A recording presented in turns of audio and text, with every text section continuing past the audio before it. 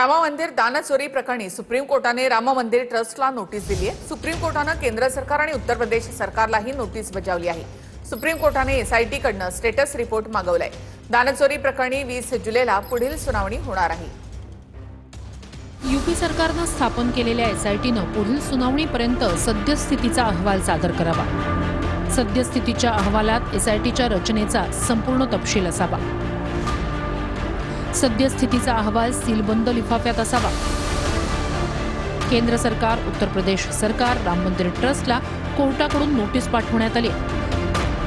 सर्व CCTV footage सुरक्षित ठेवण्यात यावे असेही निर्देश देण्यात आले।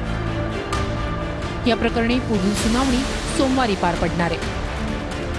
विनायक राऊतांनी सुनेचे आरोप फेटाळले। षडयंत्र रचणाऱ्यांचं नाव लवकरच सांगणार असल्याचं विनायक राऊतांनी म्हटलेलं आहे। राऊत कुटुंबावर छळाचे आणि अघोरी प्रकाराचे सून गिरिजा राऊतांनी आरोप केले। दुसरीकडे मे महिन्यात विनायक राऊतांचं पोलीस संरक्षण देखील काढण्यात आले। पुन्हा सुरक्षा देण्याची मागणी पोलीस विभागाने फेटाळली आहे।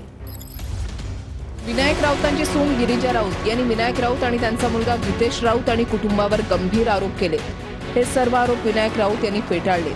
षडयंत्र रचणाऱ्यांचं नाव लवकरच सांगणार असल्याचं विनायक राऊतांनी म्हटलंय। थोडक्यात अशी घाबरण्याची घटना झाली, ज्याला त्यांनी असं अघोरी सगळ्या ह्याचं इलाजांचं स्वरूप दिलं। वेगवेगळ्या बाबांकडे इलाजासाठी म्हणून घेऊन जायचे। मग ते बाबा त्यांच्या परीने इलाज करत होते। कोण जिवंत कोंबडा अंगावरून उतरवत होता, डोक्यावरचे केस ओढून अशा सगळ्या गोष्टी वापरून उतारे करत होते। कच्चं गोमूत्र, अगरबत्तीची उधी असते ती तीर्थ म्हणून असं एवढं पेला भरून प्यायला देणे। ज्या पद्धतीने त्यांची चर्चा आमच्या वकील महोदयांशी चालू होती, तर प्रत्येक वेळेला डिमांड त्यांचं दुपटीने वाढत होतं। सुरुवातीचं 2 करोडचं डिमांड होतं।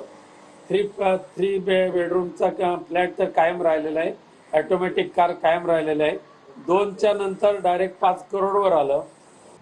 मग टोटल 12 करोड 50 लाख एवढी डिमांड जी त्यांची वाढलेली आहे। विनायक राऊत यांचं पोलीस संरक्षणही मे महिन्यामध्ये काढण्यात आलंय। पोलीस विभागाने 30 मे रोजी तसं पत्र विनायक राऊतांना पाठवलंय। विनायक राऊतांनी पुन्हा सुरक्षा द्यावी यासाठी पत्रव्यवहारही केला होता। मात्र विनायक राऊतांची मागणीही पोलीस विभागाने फेटाळून लावली आहे।